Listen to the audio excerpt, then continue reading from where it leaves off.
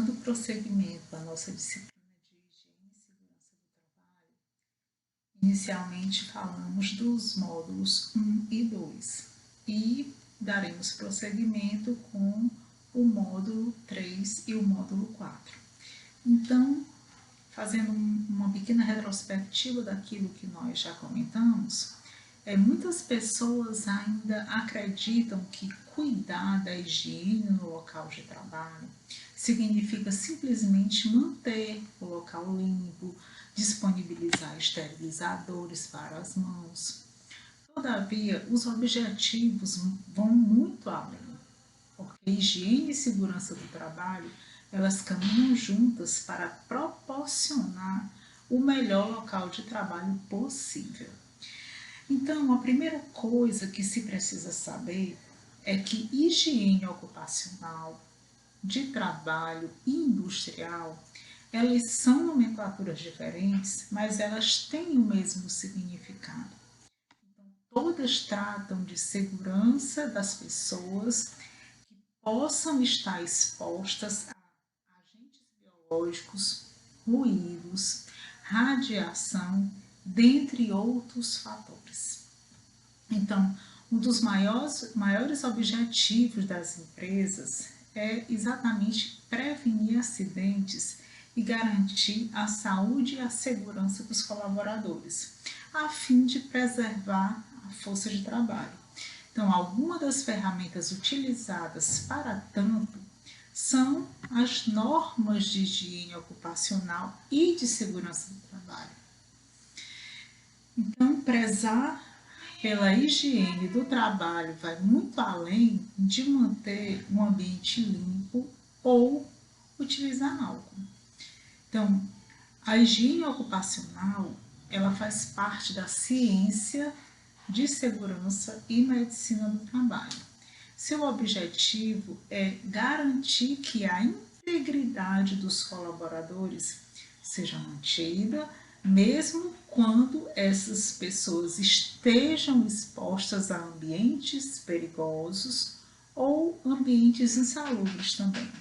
Então, isso inclui gases tóxicos, ruídos, barulho que seja prejudicial ao ouvido, ambiente estressante também.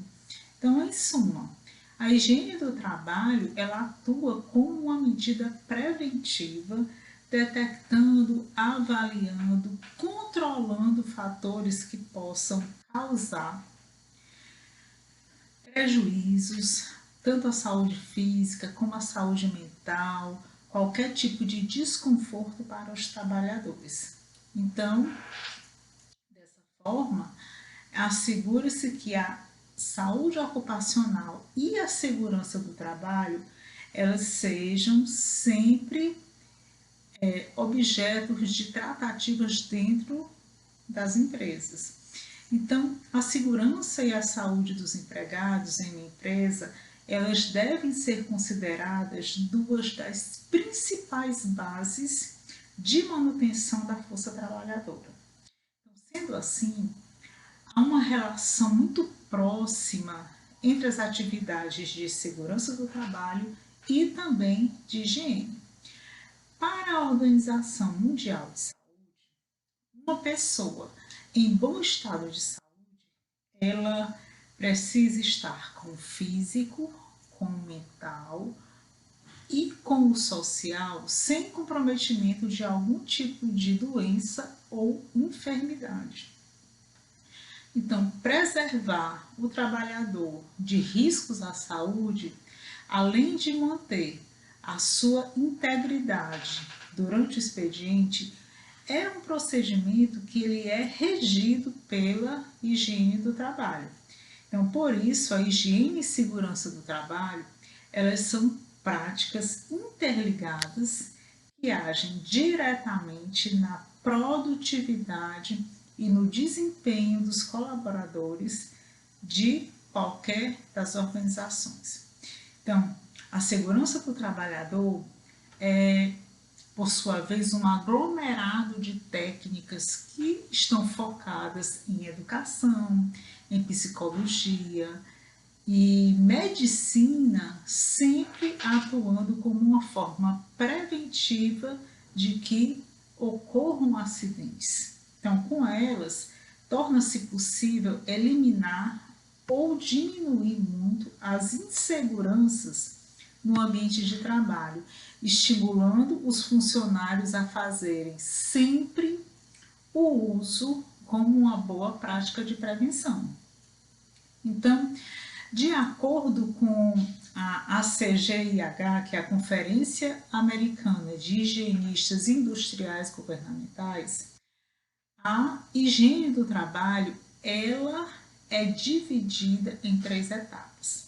Primeiro, a etapa do reconhecimento, que nessa fase o objetivo é procurar no ambiente de trabalho a existência de agentes que possam prejudicar a saúde dos trabalhadores.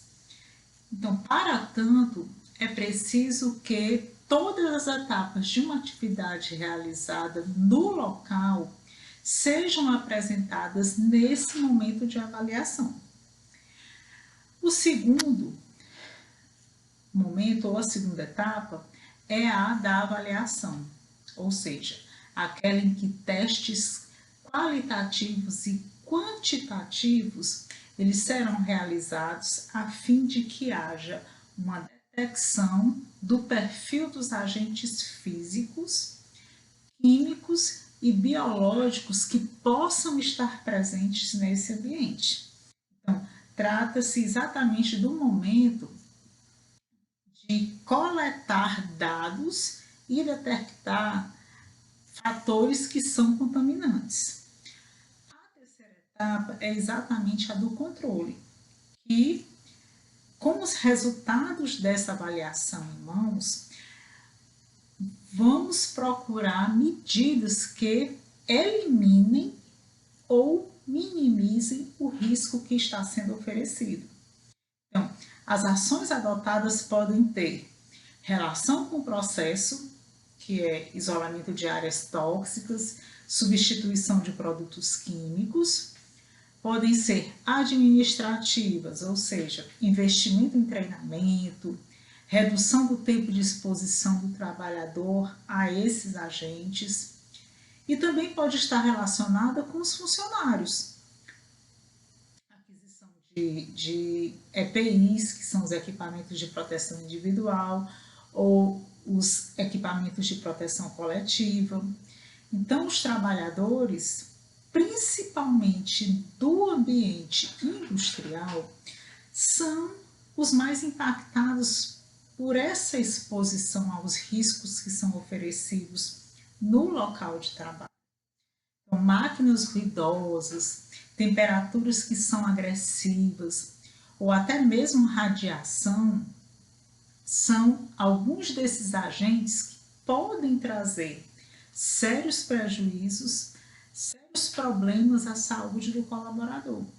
Então, com a implantação das medidas de higiene ocupacional, são criadas algumas normas internas que visam proteger o colaborador e permitir que determinadas tarefas sejam executadas.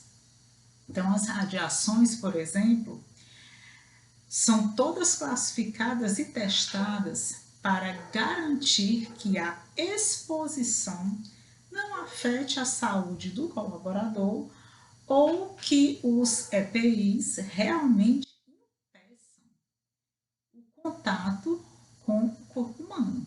Então, vale também lembrar que a eficiência de uma medida de prevenção, ela depende principalmente da análise e do entendimento dos fatores de risco. Então, a quais fatores de risco os trabalhadores estão expostos? Você poderia me perguntar. Então, no dia a dia profissional, os colaboradores estão expostos a diferentes tipos de risco, que podem ser físicos, como já falamos, químicos, biológicos, ergonômicos também, psicossociais e mecânico. Então, que nós temos a falar dos riscos físicos? São aqueles que são considerados as promotoras de risco físico que os colaboradores estejam expostos. Os riscos físicos são aqueles que dizem respeito aos ruídos, às temperaturas de extremo calor ou extremo frio, pressão atmosférica fora do normal, uma umidade excessiva, radiações também ionizantes e não ionizantes, vibração também. Então, quais são os riscos químicos? Os agentes de risco químico podem ser substâncias, compostos ou produtos que são capazes de atingir o organismo pelas vias respiratórias na forma de poeira, gases, fumos, neblinas, vapores. Adicionalmente, eles podem causar impacto por meio da exposição ou do próprio toque com o corpo. Tem também os riscos biológicos, que são agentes de riscos biológicos, as bactérias, os vírus, parasitas, fungos, dentre outros agentes. Então, os acidentes estão quase sempre ligados a trabalhos em hospitais, laboratórios, na pecuária, na agricultura também. Temos os riscos ergonômicos, que são aqueles que podem interferir nas características físicas do trabalhador. Então, ele é gerado um desconforto na utilização de máquinas e equipamentos ou com mobiliário inadequado, provocando postura, posição incorreta, que são capazes de causar problemas à saúde do colaborador. Então, são considerados riscos ergonômicos os ambientes adaptados com más condições de ventilação, iluminação e, inclusive, comodidade para os trabalhadores. Temos também os riscos psicossociais, que são os maiores desafios para a área de segurança do trabalho. O estresse, os riscos psicossociais, eles são responsáveis por 50% das faltas ao expediente. Então, gera um grande absenteísmo, esses riscos psicossociais. Por decorrerem da gestão e administração, incluem turno em períodos noturnos, ritmo de trabalho excessivo, monotonia, altas exigências, estabelecimento de metas inatingíveis, autoritarismo na relação de trabalho. Então, tudo isso é considerado um risco psicossocial.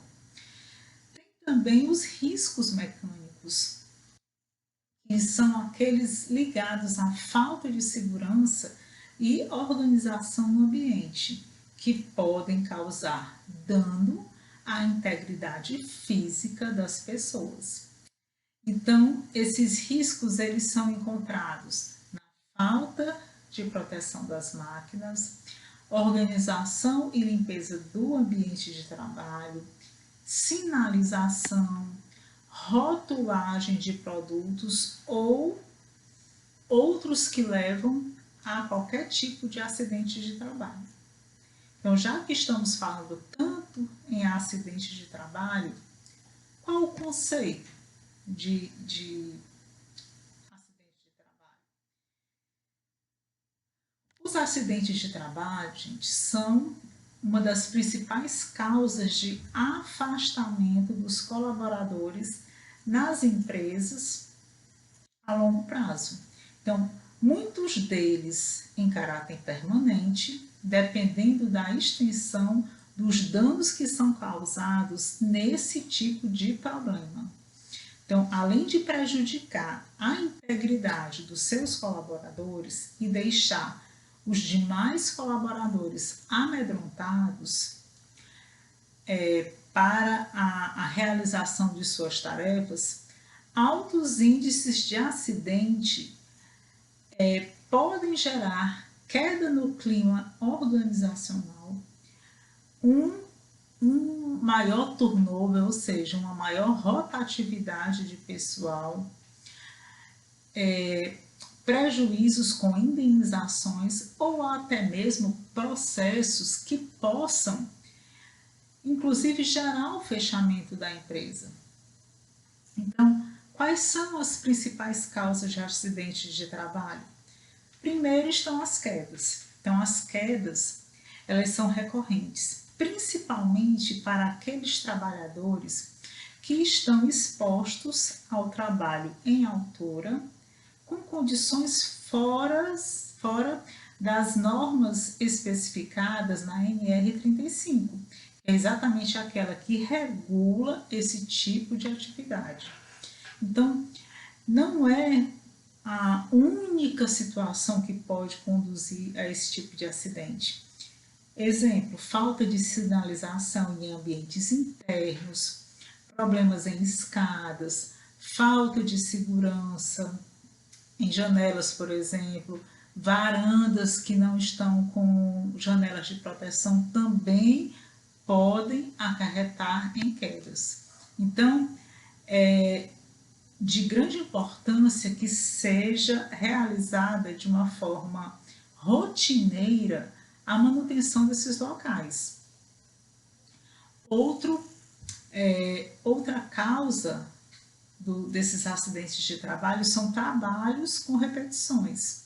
Então, quando uma pessoa está exposta a um trabalho com uma quantidade muito grande de repetições, ela tende a se distrair mais facilmente nas atividades, seja por cansaço, seja por acreditar que a sua experiência lhe dá segurança para a atividade, se descuidando das normas de segurança para a execução da tarefa. Então, por isso que é importante que os gestores eles incentivem e cobrem tempos de descanso dos seus colaboradores, para que eles possam recuperar a atenção no trabalho e assim evitem se expor a situações de acidente de trabalho. Então, outra causa é exatamente a exposição a materiais perigosos. Então, tem colaboradores que trabalham com materiais perigosos, que são os gases inflamáveis, são materiais perfuro-cortantes e semelhantes, que têm um maior índice de acidente devido à natureza desses elementos que eles trabalham. Então, com isso vem as chances de queimadura, intoxicação química, contaminação.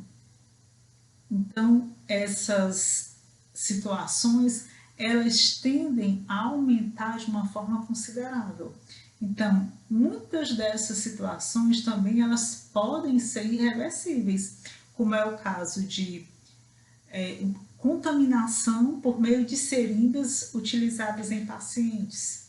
Então, dependendo do tipo de contaminação, pode ser que essa situação ela se torne irreversível para o colaborador. Então, treinamentos para ensinar sobre a melhor condução na utilização dos materiais é fundamental para que os colaboradores saibam fazer a manipulação correta dos elementos e não exponham nem eles, nem os demais colegas a essa situação de risco. Outra situação também são os choques, ou Para os colaboradores que trabalham diretamente com elementos da rede elétrica, há uma maior possibilidade de choques em suas atividades cotidianas.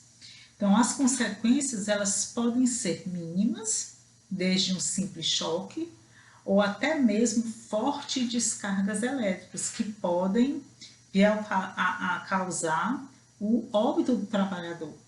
Então, por isso que é fundamental realizar a manutenção da rede elétrica de toda a empresa de uma forma rotineira, a fim de que sejam minimizados os riscos de problemas dessa natureza.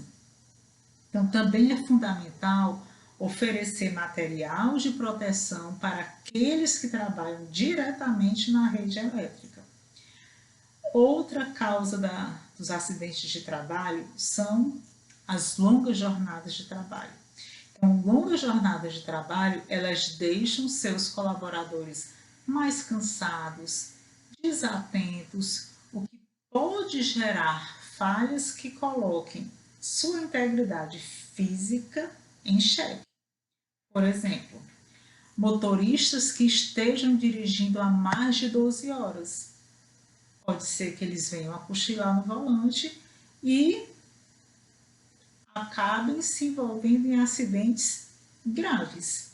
Então, é por isso que os funcionários não devem ser submetidos a jornadas de trabalho muito grandes, porque é fundamental implementar pausas obrigatórias para que ele possa, assim, descansar e consiga executar as atividades sem expor a sua vida e nem de outras pessoas a perigo. Outra causa de acidente de trabalho é exatamente a falta de equipamentos de qualidade. Então, os EPIs são os melhores recursos para proteger os colaboradores em atividades de risco. Isso é algo que a gente sequer questiona. Então, por exemplo, em obras é necessário o uso constante de capacete, a fim de proteger o colaborador de quedas de itens que possam causar feridas ou inclusive culminar num traumatismo craniano. Então, esses EPIs, se não forem de qualidade, mesmo que os seus colaboradores eles estejam portando essa proteção, esta será mínima. Então, seguindo o caso anterior, se um colaborador estiver com um EPI, no caso um capacete, que ele seja muito frágil, ele poderá inclusive quebrar. E mesmo assim, utilizando os EPIs, ele vai ainda incorrer em um evento danoso. Então, os EPIs, eles são elementos fundamentais para a prevenção de acidentes de trabalho. Então, é importantíssimo que seja gerado uma promoção de conscientização dos colaboradores para utilizá-los dentro da empresa sempre para garantir tanto a integridade dos colaboradores, principalmente daqueles que já se encontram em condições de maior risco. Então, essas são as principais causas. Outras causas também poderão ocasionar acidente de trabalho, mas essas são as principais. Temos também como tópico da nossa revisão a questão da insalubridade e da periculosidade. Então, o que é adicional de periculosidade e insalubridade? Esses dois adicionais são dois direitos garantidos pela consolidação das leis do trabalho a todos os profissionais que, de qualquer forma, se arriscam em suas atividades diárias. Exemplo, transportadoras, construção civil e indústrias, elas são alguns exemplos de empresas fundamentais para a sociedade.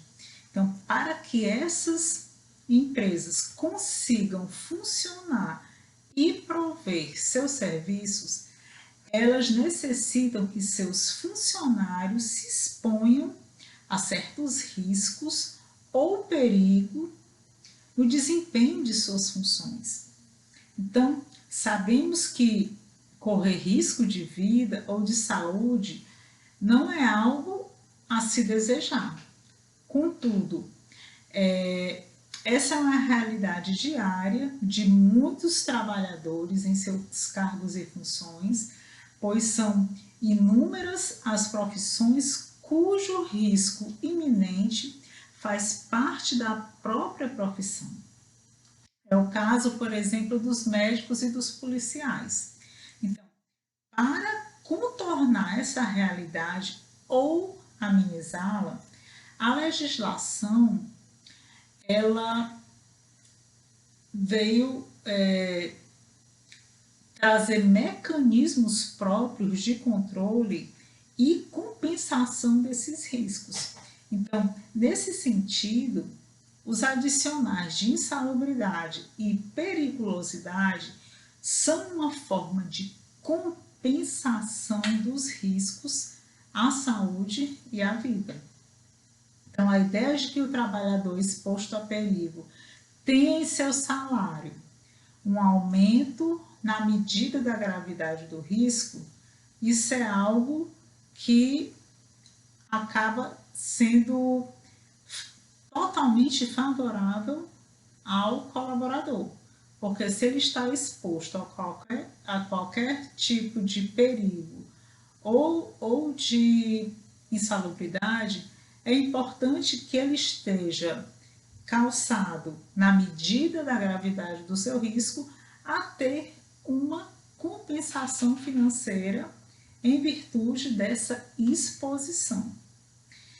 Então, quando um trabalhador ele se submete a essas condições de trabalho mais gravosas, fora da normalidade, o seu salário ele deve ser acrescido desse adicional. Então, são acréscimos em dinheiro que devem ser pagos enquanto durar a situação que está fugindo da normalidade. Note-se que qualquer adicional trabalhista ele é considerado verba de natureza salarial. Isso significa dizer que ele deverá compor o salário para todos os fins, como o cálculo de férias, 13º, por exemplo. Então, a legislação, ela prevê situações específicas em que o trabalhador deve receber salário maior devido às suas condições de trabalho. Mas também é possível definir um adicional trabalhista por acordo individual, com registro em contrato ou por acordo coletivo. Agora, quando o assunto é insalubridade e periculosidade, estamos falando de dois adicionais que são previstos em lei e com uma ampla regulamentação. A insalubridade, ela na atuação do profissional diz respeito a condições de trabalho não saudáveis a que o colaborador está sendo exposto. Então, em outras palavras, existe insalubridade sempre que uma atividade expõe o trabalhador a agentes nocivos à sua saúde que podem lhe causar danos em longo prazo. Então, isso ocorre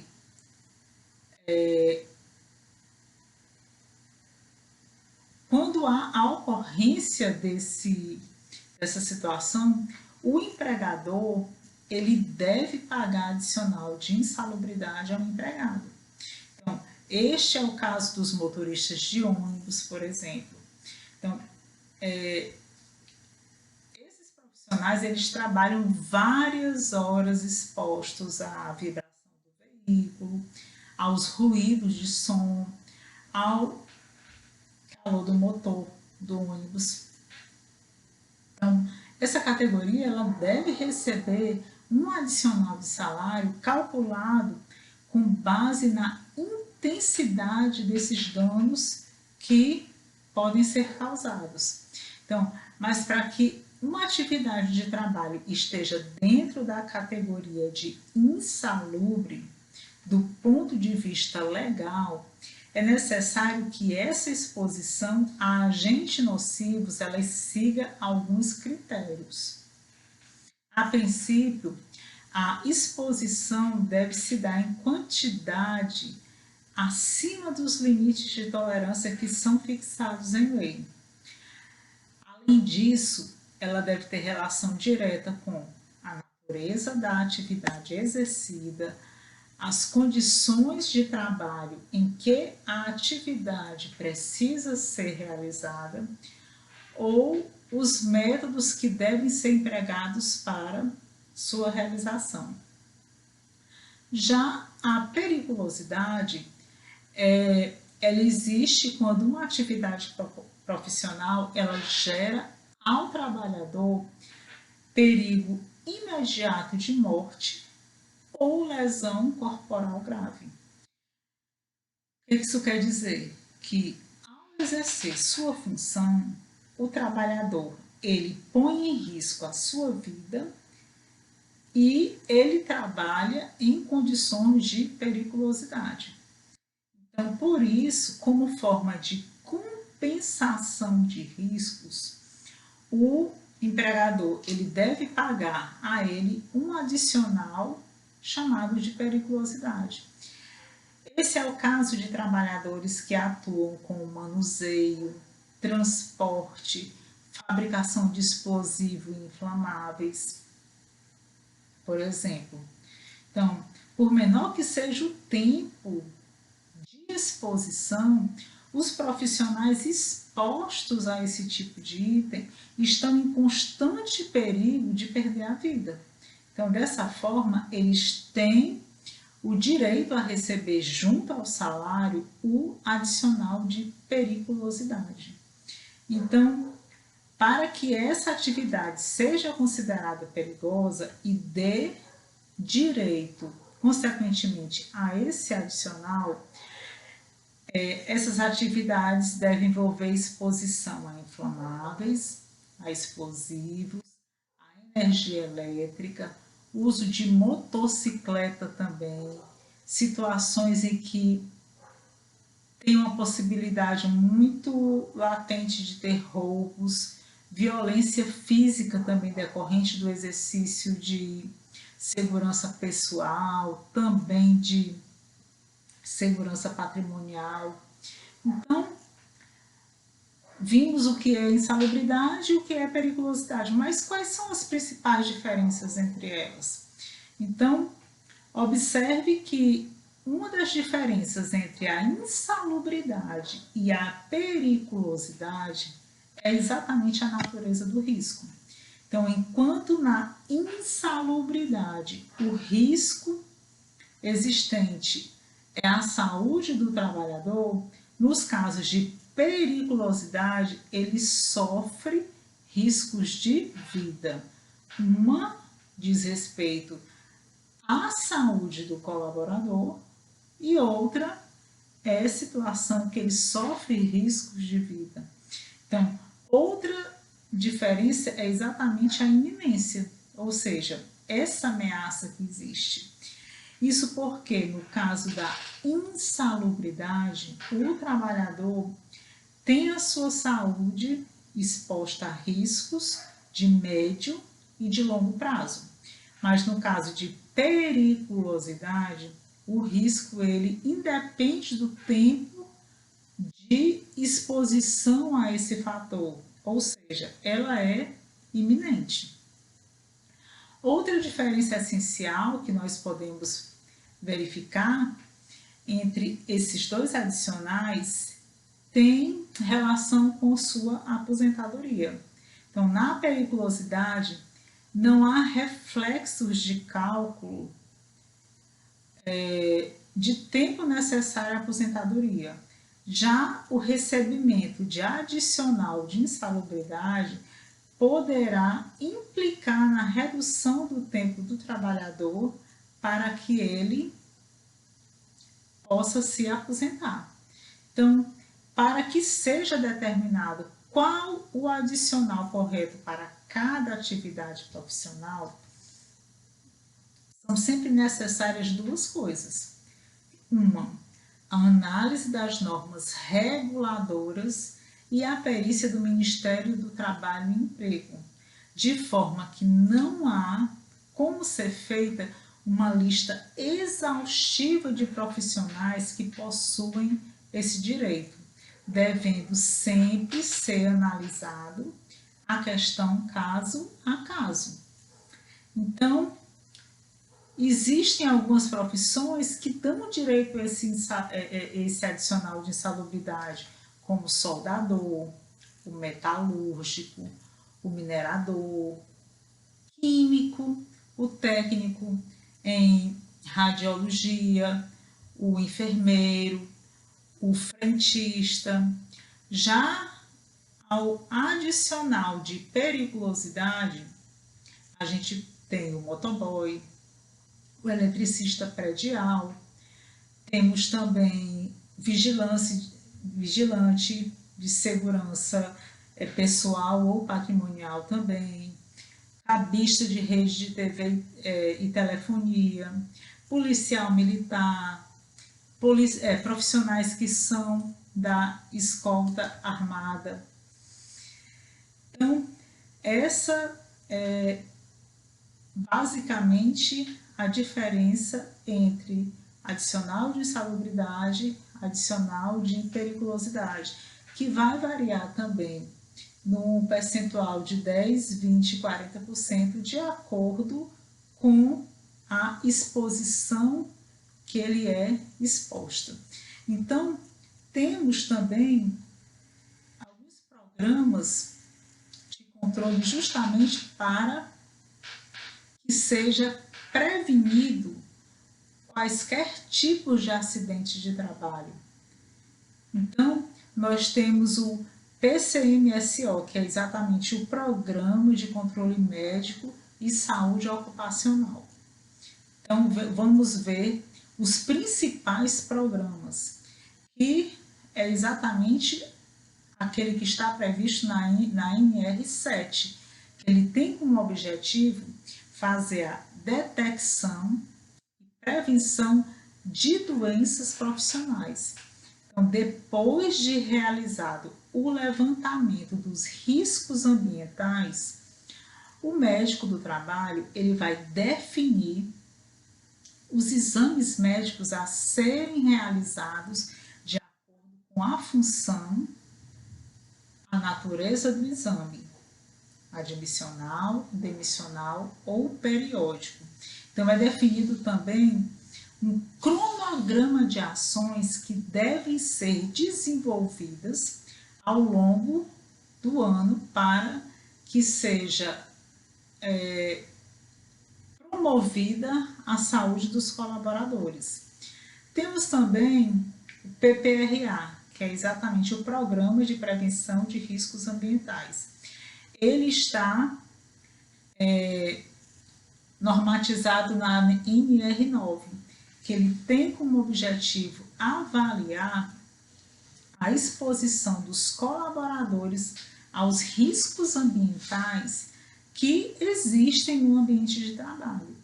Então, é realizado a identificação, reconhecimento e avaliação dos riscos físicos, químicos e biológicos. Então, posteriormente, com base nos resultados obtidos nas avaliações, é que é feita a descrição de medidas de controle a serem empregadas e a definição dos equipamentos de proteção individuais e os equipamentos de proteção coletiva que devem ser utilizados. Tem também o PCA, que é exatamente o Programa de Conservação Auditiva. Ela está prevista na NR7, que é exatamente um programa que monitora o nível de ruído no ambiente de trabalho e o impacto deste na capacidade auditiva dos colaboradores. Então, neste programa, são definidas as medidas de controle do ruído e as ações para a conscientização do trabalhador, como cursos, palestras, treinamentos. Então, também é feito o acompanhamento dos resultados obtidos nos exames audiômetros, visando identificar perdas na audição ou qualquer tipo de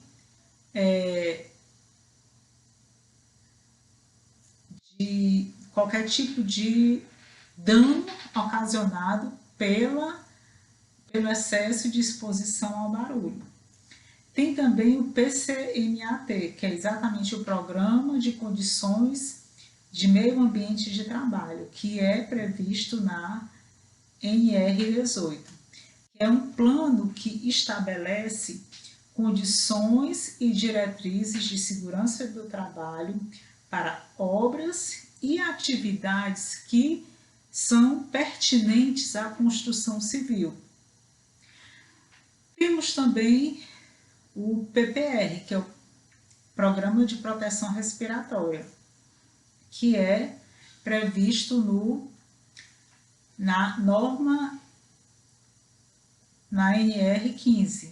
Então, ela tem a finalidade de adequar a utilização dos equipamentos de proteção individual respiratória, visando garantir uma completa proteção do trabalhador contra riscos existentes no ambiente de trabalho.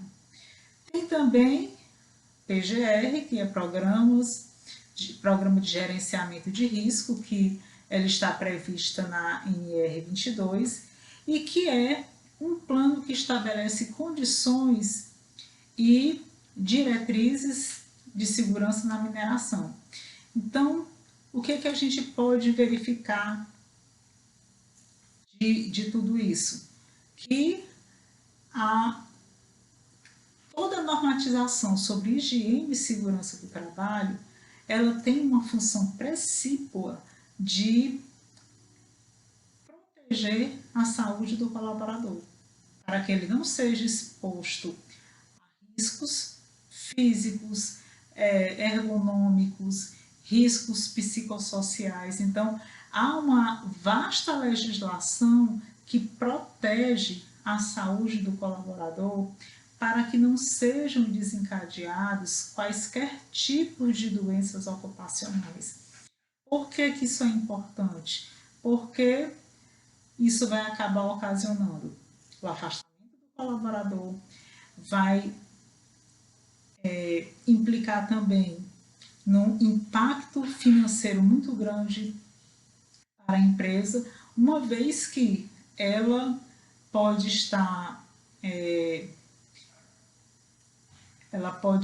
envolvida em uma situação onde reclamações trabalhistas podem advir e acaba com que a própria empresa ela deixe de gerar a função social que ela nasceu para dar essa incumbência. Então, a empresa ela também tem a função social de fazer com que os trabalhadores estejam ali para a sua subsistência da sua família e para que ele trabalhe é imprescindível que tenha um ambiente de boa circulação, um ambiente limpo, um ambiente climatizado, no sentido de que ele não seja exposto a temperaturas excessivas, nem tanto de frio como de calor,